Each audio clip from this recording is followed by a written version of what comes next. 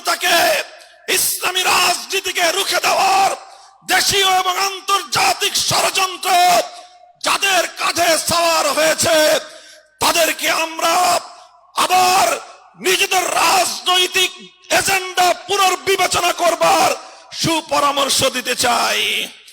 আমরা ইনশাআল্লাহ সমমনা ইসলামী দলগুলো ঐক্যবদ্ধ হয়ে বাংলার ধর্ম বর্ণ নির্বিশেষে প্রতিটি মানুষের কাছ থেকে গোটা বাংলাদেশ সফর করে যেই ভালোবাসা, যে অভূতপূর্ব সমর্থন আমরা প্রত্যক্ষ করেছি, বাংলাদেশ বিরোধী শক্তিরাজ মাথা খারাপ হয়ে গিয়েছে।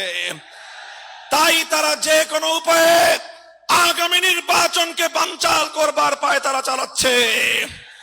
পরাজিত ফ্যাসিবাদের সঙ্গে আতাত করে কেউ যদি আগামী নির্বাচন বানচাল করবার অথবা বাংলাদেশের বিরুদ্ধে ষড়যন্ত্র করবার অপচেষ্টা চালায়, রাজপথে মোকাবেলা করতে হবে। এই বাংলাদেশে আর কোনদিন ফ্যাসিবাদ ফিরে আসবে না ইনশাআল্লাহ। আগামীর বাংলাদেশ ইসলামের বাংলাদেশ, আগামীর বাংলাদেশ মেহনতি মানুষের বাংলাদেশ, আগামীর বাংলাদেশ ধর্ম বর্ণ নির্বিশেষে প্রতিটি মানুষের অধিকার আদায়ের বাংলাদেশ ইনশাআল্লাহ।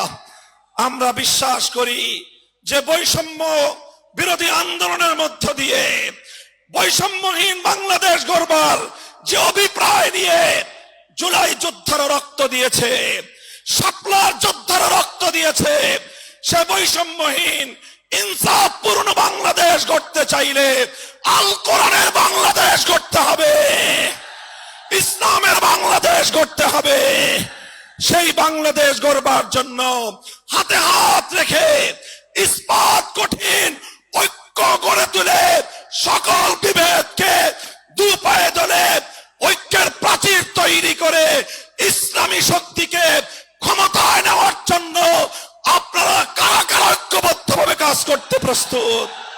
ইনশাআল্লাহ নাসরুম মিনাল্লাহি ওয়া ফাতহুন করিব। আল্লাহ আমাদেরকে বিজয় দান করবেন সেই প্রত্যাশা ব্যক্ত করছি। ওয়া আখিরু দাওয়ানা আলহামদুলিল্লাহি রাব্বিল আলামিন। ওয়াসসালামু আলাইকুম ওয়া রাহমাতুল্লাহ।